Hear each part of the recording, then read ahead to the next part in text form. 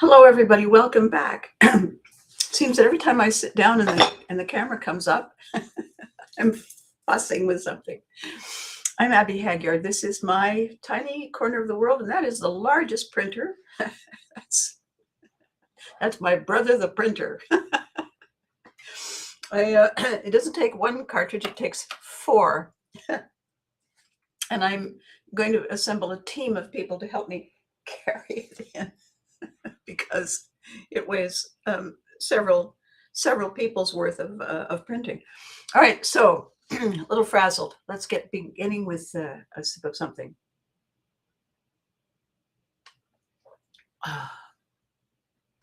Right before it was time for me to come in and do this wonderful thing and say hello to everybody, I couldn't find my phone. and you know, sometimes the universe has an interesting sense of humor. Excuse me, one more sip.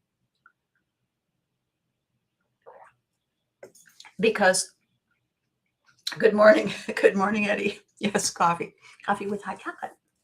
So my topic today, based on all of the rhetoric, all of the flailing going on, is that the world has gone mad. Let's try a new diet. And I was joking to myself when I organized the header and the title for today's video and the one on Thursday, because I was thinking randomly, you know, it's all gone mad, it's crazy. I know, let's do something completely. Let's try a diet, for God's sake. Because there's this diet, there's two diets that are on the internet. And you know, you say to yourself, really, are you looking at the cause and effect here? One of them is salt, pink salt, and the other one is Jello. And there's three magic ingredients that have to go in each of them. And of course, they don't tell you, and you have to watch a video for 7 years. And eventually they tell you that it was taken off the air. Good morning, Kelly. How wonderful to see you. And so there are a couple of diets that work for everyone. And that is paying attention to what you do, what you are surrounding yourself with, what you eat, certainly, what your body type is, what your physical history is, and plan accordingly. Plan accordingly for the amount of energy you expel and the amount of stuff you take in and when you eat and how you sleep. Like, the whole thing is a system.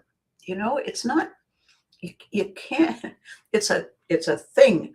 You can't fix something that's innately wrong with a pie you baked by just focusing on one thing. It's like it's an entity. It's a bunch of ingredients that all work together. So I was thinking about all of that, and I thought, yes, let's try a new diet. Why not? And then I realized that what I had really meant, what the clever part of my brain was nudging me to say, the guy in the back, was, let's snack on something else. Let's absorb some other kind of energy. Let's look at other ways to fuel us, to refill us, to energize us than cheese doodles. And when I say cheese doodles, I don't actually mean the little orangey thing that you buy in the bag. I mean a snack that has no food in it. It's basically, and don't quote me on it, it's styrofoam with cheese dust, right? Chemical cheese dust. There's nothing there. And so, except that it's stuff. And so when you put it in your body says, oh, I couldn't eat another thing. Well, you haven't eaten anything yet. And so I thought, yeah, you know, we need a fresh diet. And so this is what I want to talk about. I want to talk about the way we are consuming, the way we are eating, the way we are refueling ourselves. Hang on.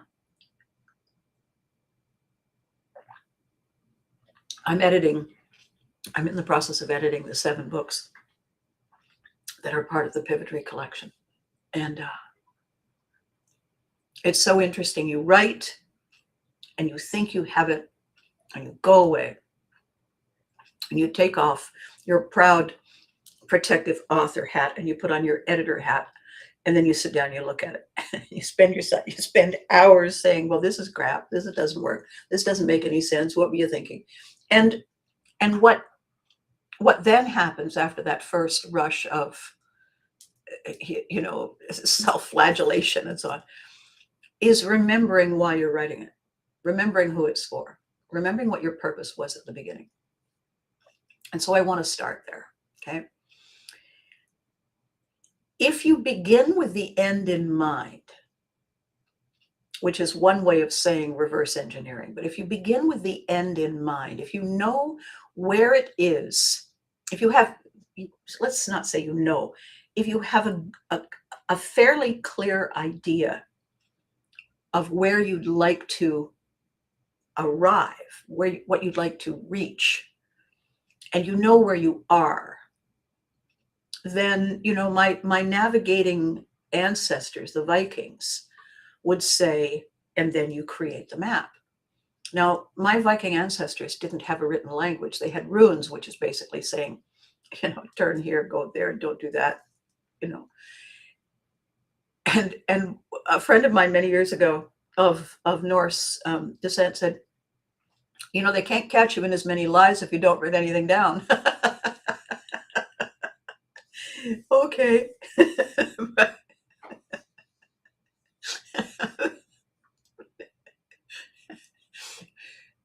What navigators did was they planned the best they could for a voyage to reach a destination in order to further a goal. They did the best they could in finding out how long it was going to take. Good morning, Maggie. They did the best they could to figure out how long it was going to take, so they knew how much to bring, how many supplies to bring. They had already been on the open ocean. They knew many of the hardships, and so they prepared accordingly. If you have no idea where you want to go, if you just say it looks like a nice day, why don't we get in the boat and go for a little sail around the coast? That's the beginning of the plot of the Minnow, a 3-hour tour that ended up someplace we never really knew. If we don't know where it is, we see as a destination, then we're not really going anywhere.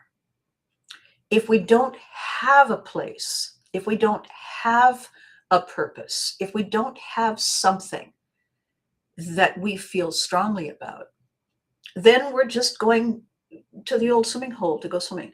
And there's nothing wrong with that, unless we somehow believe that just by going there, the idea will present itself. The ship will arrive, the materials will be there, we'll have all the tools, we'll plan as we go, we want to be spontaneous. It's not the way it works, and it's going to take longer and more effort to achieve any part of it. The idea of think of an idea, plan the process, do the work. It's in that order for a reason. You can't plan without an idea. You can't plan for an outcome without a clear concept. You can't leap in and do frantic work without those first two. You can certainly leap in and be very busy. You can certainly rush around with all kinds of plans and instructions and directions. But without the initial idea, without the clear purpose, without the reason, you're spinning your wheels. And again, there's nothing wrong with spinning wheels. I know a lot of people who buy perfectly good 4x4s with come along and go fetch 'ems attached to the front to go out into the muck for the sheer purpose of getting stuck and then pulling themselves out. I have been fond of many of them and wondered how many of them were dropped on their heads as children.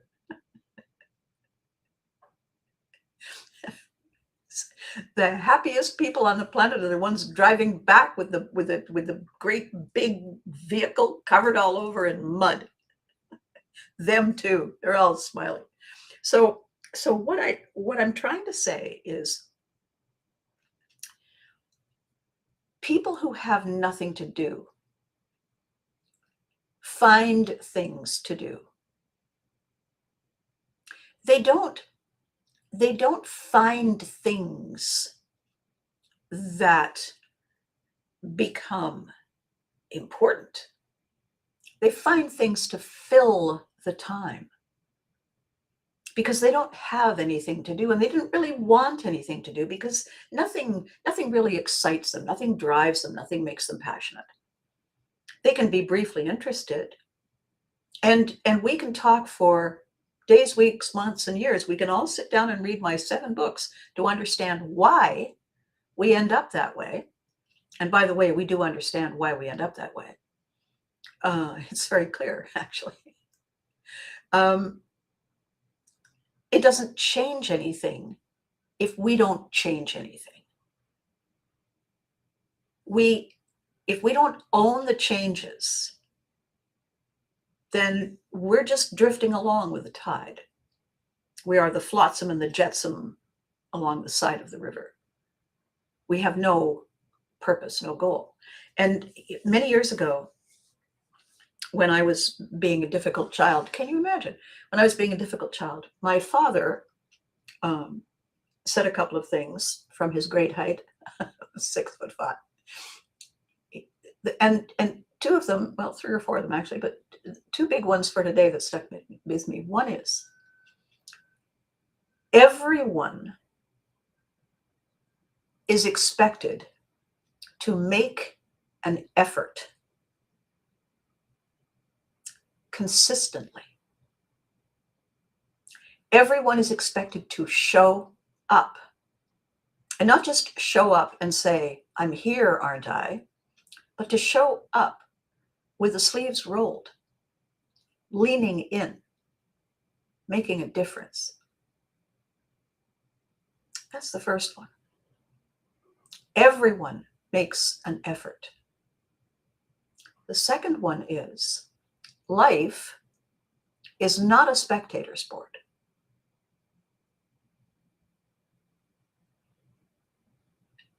Ever. We can have all kinds of people trying to sell an idea that in a perfect world, no one will work. No one will be required to work. No one will have to work. And while that might sound like an ideal,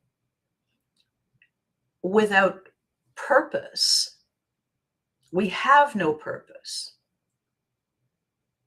We are not the same as many of the other creatures. We have a different part of our brain that develops in our late teens. This area of the brain is called the prefrontal cortex.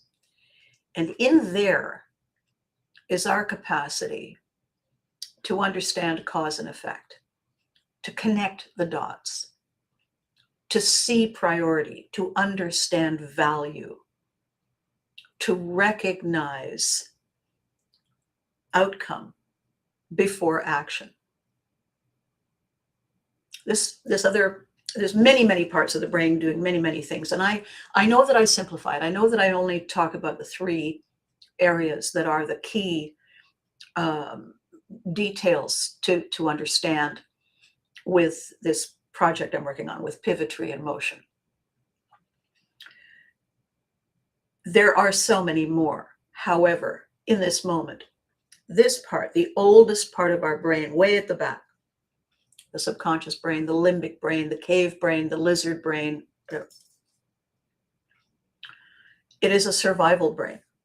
Its function is to keep us alive. Its function is to keep us doing the things we did before that worked. And when something goes wrong, wait. And when something goes really wrong, run. And when none of those work, hide. And that brain senses signals and triggers the release of chemicals in the body to produce the responses necessary to keep us alive. That's its job. It's all it does. 90% of what it takes to keep us doing is that. And it has done that since the dawn of everything. In all animals. It is how we are. The next brain that develops in our earliest childhood is the conscious brain, the cortex, conscious brain. And again, there are many other areas of the brain, but these three. The cortex is where we think. Call it the actor brain or the ego brain. I call this one the cave brain. The actor brain, the ego brain is the one that thinks. It says, I am. I know that because I think. And so, and this is my other good side. And so the cortex brain is able to do math and poetry and add things up and have conversation and have a wonderful time. It's not remotely distracted by the subconscious brain because it's not even aware that it's there. I mean, really, when there's me to look at, why would we care about anything else? The third part of the brain that's part of this particular equation is here, and it's called the prefrontal cortex, as I said. And this is the brain that knows there's a subconscious, knows there's a conscious, knows there's all this other stuff, and acts as the go-between. So I call it the stage manager brain. It's the one that says, probably not that many Twinkies if you want to get into those pants. Just saying. And then if the subconscious brain is hardwired to have a Twinkie every day, it ain't listening. It's going to eat that Twinkie anyway because it's not listening. It's pre-verbal. That this brain knows about that brain doesn't mean that brain knows about this brain. Not everything is a two-way street. So with that little bit of science and background and quiet plug for my Pivotry in Motion project and the shows that are coming and the training that's already happening, I want to come back to the way the madness of the world is. Let's try a different diet. Let's try a new diet. Let's try a fresh diet. And this is the fresh diet that I would like us to discuss. I would like us to discuss a diet that isn't about stalling. I would like to discuss a diet that is about remembering who we are, what we do, how it works. We are raised in a tribal environment.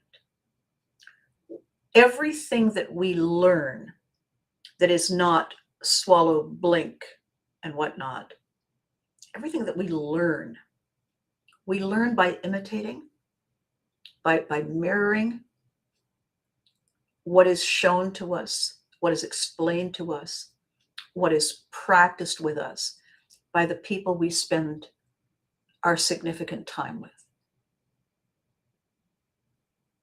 Kids sometimes are raised by parents, sometimes they're raised by older siblings, sometimes they're raised by extended family, sometimes they're raised by neighbors and friends.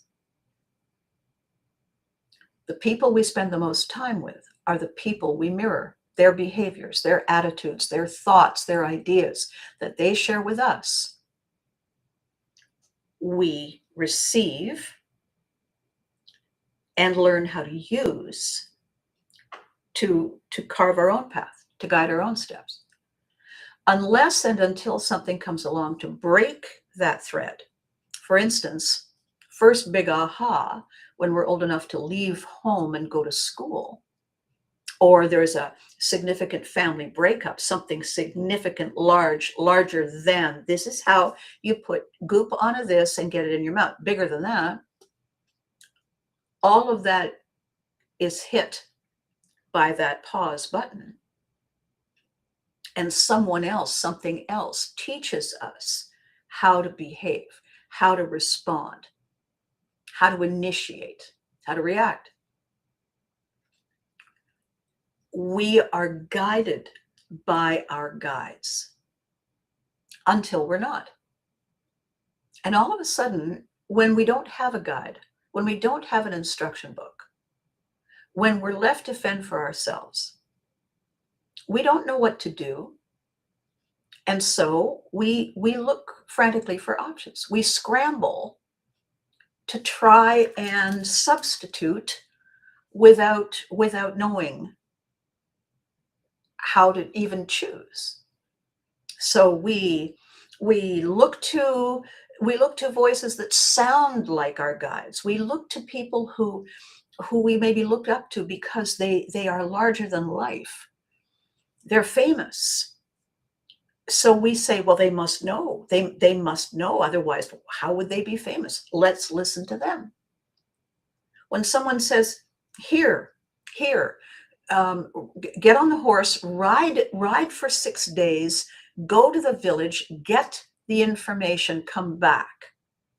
And then we move forward in time, and we don't have to get on a horse and ride for 6 days. We can turn on the radio, we can turn on the television, we can turn on the computer, we can pick up our phone, and we have the information now. When we rode for 6 days to the village, we got that information. When we pick up our phone now, we get all the information, and not all of it is for us. It's just information. It's just out there, blowing in the wind. And no one has taught us how to sift and sort what is relevant, what is essential, what makes a difference in our lives, what helps us, what hurts us. No one has given us those guidelines. And all these people that we see in all these different channels, oh my goodness, I can still listen to the radio in my car. I can satellite radio. I can get transmissions from everywhere. I can be on the internet the way I am right now. I can watch TV. I can stream. Oh my God, so many news channels, so many countries, so much. A world without borders, a world without limits, a world without boundaries. A world without controls. And then they hand us a remote. For many, many years of my lives, people have handed me a remote. And then they've watched me for about 5 minutes, and they've said, give it back. Give it to me. Give it to me. And I hand it back. And they roll their eyes, and then they do whatever it was they could have done in the first place. You have to learn. And so that's right, the 3-hour tour. And so everything. So Eddie, what is it you've said? The prefrontal cortex, yes, but I have been cooking since I was 13. Yes, yeah. So there you were. You were parenting. Eddie. You were part of the team. So, and by the way, in the early days of the village, all the kids chipped in. Everybody chipped in. We didn't have microwaves. We didn't have ovens. And we didn't have, everybody, many hands make light the work. You hunted, you gathered, you cooked, you cleaned. You served and protected. Rinse and repeat. So where we are today is wandering without instructions, listening to people who profess to be in charge,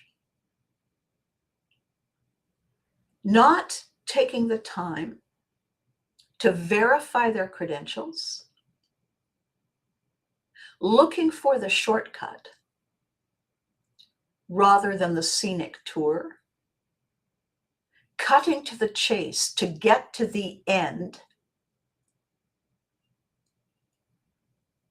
But why? What are we in such a hurry to ignore? Where is it that we think we're going to go if we go there faster?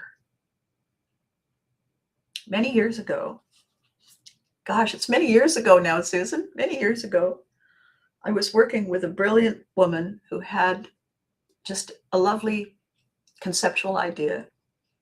And we together helped her craft a book series that she just absolutely was passionate about writing. And along the way in that journey, I used to tease her when she would say that she was raised at a time when people believed in happily ever after. And I would always say, after what? What do you mean? Well, after happily ever after what? Lunch?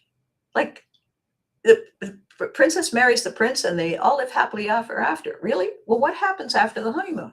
Like, does he go to work? What does he do for a living? He's a prince, Abby. Yes, I know, but what does he do? And he gets all dressed up, he puts on the cool clothes, and he goes to the castle. And what does he do all day? What do princes do all day? I don't know. Okay, well, what does the princess do? She used to be, in the story, she used to sweep the hearth. She cleaned up the cinders from the fire. What is she doing now? She doesn't have to do that. She's a princess. I know. What's she doing? He rides off. Goodbye, darling. I'll see you later. And he's gone. There's no TV. There's nothing. And she has all these minions doing stuff. What does she do all day? What does she think? What does she plan? What does she achieve? And she would get all annoyed and say, I don't know. Now you've ruined the story. No, I haven't ruined the story. I've pointed out that the story has a huge chunk missing from it, which is, now what? So when we have these daft billionaires, and I don't mean that a billionaire is by definition daft, saying very soon now no one will have to work. Okay, what does that even mean? Be required to work or be inspired to work? Somebody said to me not long ago, you must be exhausted. Aren't you looking forward to retiring? I'm writing.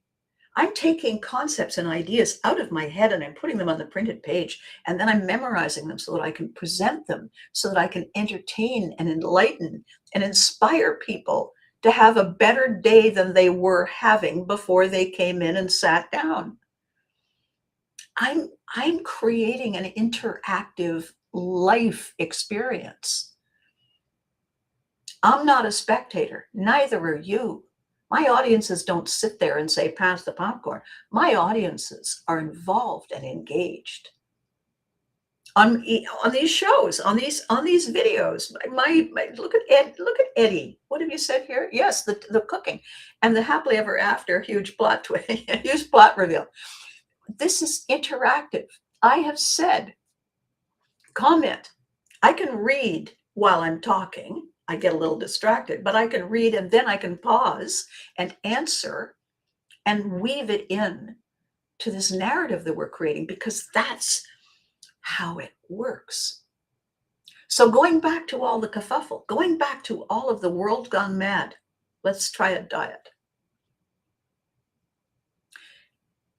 The concept I'm creating, the umbrella term is pivotry in motion. A pivot is a hard turn. Pivotry is our ability with our three brains to rethink, assess, and rewire our energies and our flow to achieve a different outcome. That's Pivotry. how it works, how we grow, how we learn, how we not only survive but thrive, is in a tribal structure. We call it the lion effect. Every member of the tribe has a function. They all come together, and the blend of these superpowers, these abilities, the collaboration, the creation, the connection, the transformation is what we ride. It's our vehicle. It's our process. It's how we get where we want to go.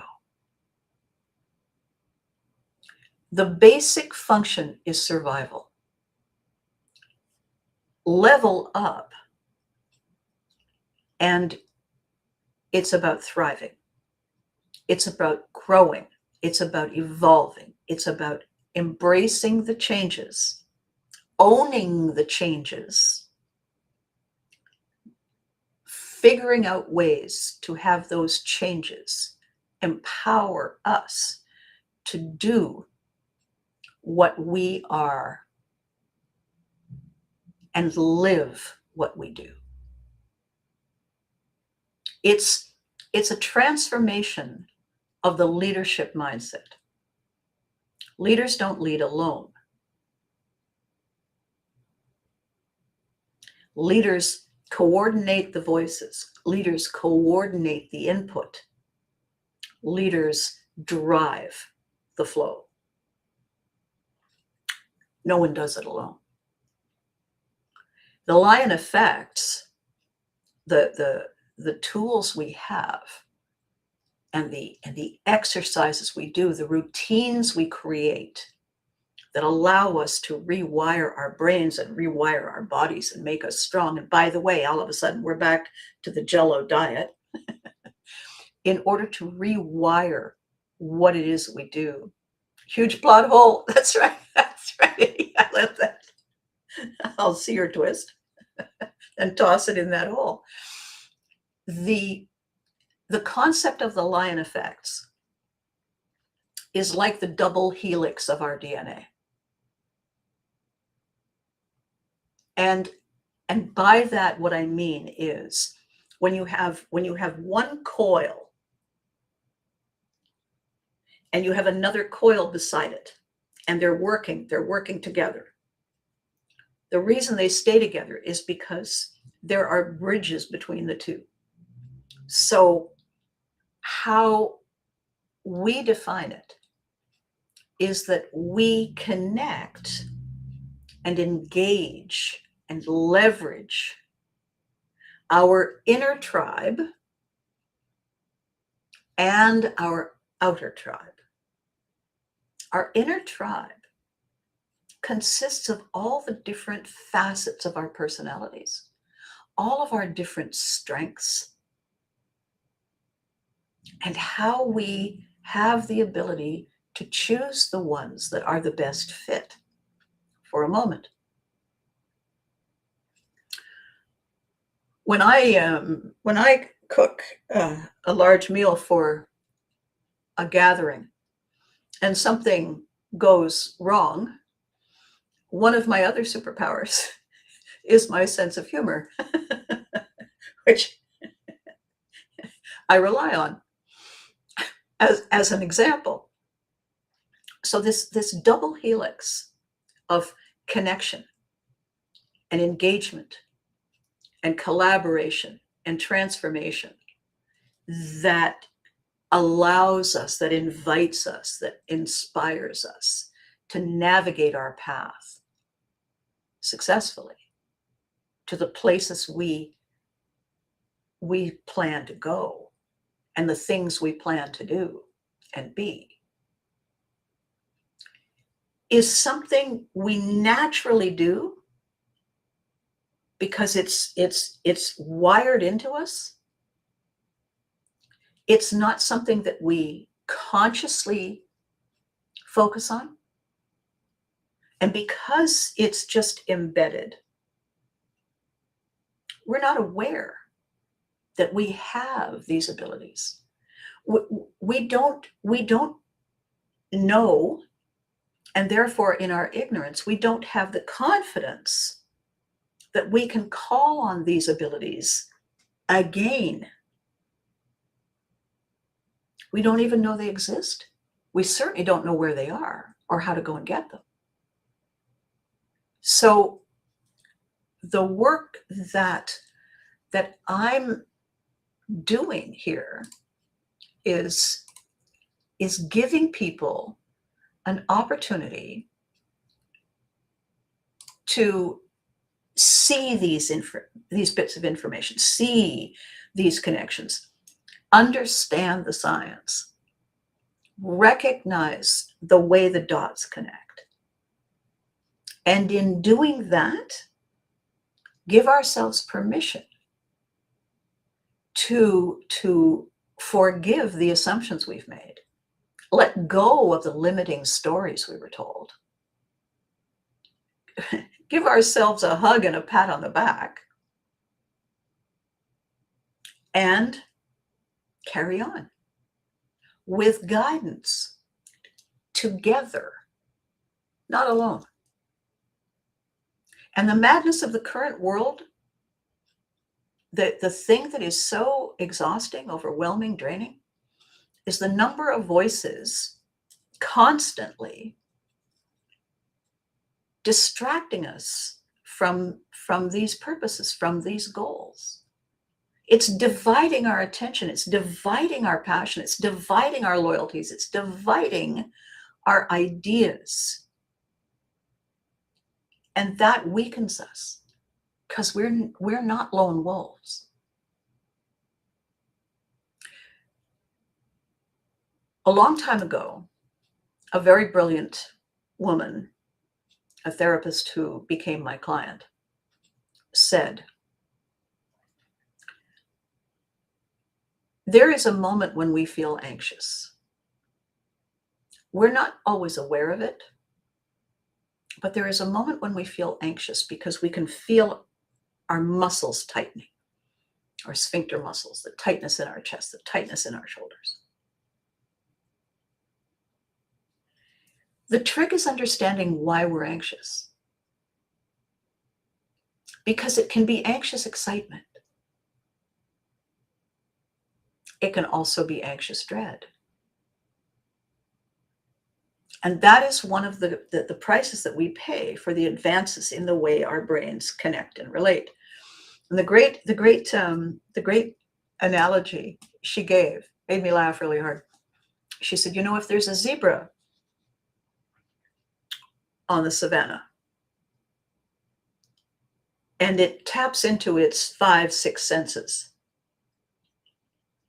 and through those senses it perceives the presence of a lion, and all of those triggers are recorded in its primitive survival brain, and it's on high alert and doesn't move. And when that primitive brain no longer senses the proximity of a lion,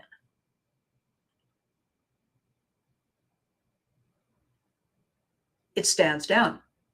It stops sending the hormones that trigger the cortisol, that create the anxiety, that prepare that zebra to run like the wind. And so the zebra calms down. Here's Twitch. Goes back to eating, drinking the water. The same things happen to us. When we sense a danger, our primitive brain puts us through exactly the same. When we sense that the danger has passed, we have the same reactions. The difference between the zebra and us is that because of this brain and this brain, we don't just let it go. We spend the next 6 minutes, 6 weeks, 6 months, 6 years, 6 generations winding ourselves up about the lion. We can keep anxiety alive and well till the end of time. Not because an emotion lasts that long. Our emotions only flare up for 90 seconds. There's a science thing. The lights up, you watch a time lapse thing, and you can see the part of the brain lighting up, and then you can see the light fade, and then you move on. 90 seconds. The reason we keep obsessing, the reason we keep worrying, the reason we keep picking up and doom scrolling and talking about it has nothing to do with how we feel. It has everything to do with how we felt and the story we tell. And every time we retell the story, we add details and it gets bigger. And the lion was bigger and there were more of them. And I was smaller and it was a dark and stormy night. And the purpose of Pivotry in Motion and the Lion Effect and all my beautiful books and our training and our shows is to help you say, time out, and pick up your remote and click off and invest the time in yourself and your loved ones and your life. Because that's why we're here. Spectating is something we do on our way from here to there as a break, not as a way of life. And this business about the way the brain can rewire, I just want to touch on briefly. It's this. If every day you tell yourself, this is blue, and every day your brain records, then every day it's true. If every day this is blue, then every day it's true. Until the day you say, it's green. Nothing happens right away. There's a bit of confusion in there. But if every day from that first new day, you start to say it's green, it's green, it's green, the wiring changes. That's the way our brains work. That's the science behind who we are, what we do, and what we become. There are other ways to discuss it. There are ways to say there are shadow energies. There are ways to say that there are influences. There are ways to say all kinds of things. There are ways to give it other meaning. There are ways to tap into cultural history and stories and legends that we have learned to give it the meaning that tells us who we are in this tribe. And it's not wrong to do that. Stories are how we learn and survive. However, if we want to thrive, we need to read the instructions. We need to look at the diagram. When we do that, and we learn how it works, what it does, and why, we're no longer held hostage to all these voices, all this rhetoric, all this you did and she did, and this is why. We get to choose. And the funny thing is, we've always had this ability. We just get confused. When we're raised to learn by mirroring. Why wouldn't we think that's how we live as well? At one point, though, we have to go pioneering. We have to figure it out for ourselves. So my new diet is, who does this serve? What does this change? How does it matter in my life? If I can't see those answers, then it's time to put the entertainment down and do the things that do make a difference in our everyday thee and me lives. I love you guys. Tell me about your new diet plans. As you can tell from today's video, I'm deep in the heart of editing and I'm deep in the heart of the project. And sometimes it's very difficult to extricate myself. The thing is, it's all about learning. It's all about growth and thriving. And finding that fabulous moment when we say, this is working. Thank you so much for watching. Thank you for telling your friends. Thank you for taking the time. Thank you, Eddie. Thank you, Eddie, for your insights today. You are my co-pilot today. Thank you. And by the way, happy belated birthday. I hope you had a fabulous time. And everyone, I will see you again on Thursday. Same channels, same time. Until then, thank you for watching. Be good to you. You deserve it. Remember to hug your loved ones. They deserve it too. Bye-bye for now.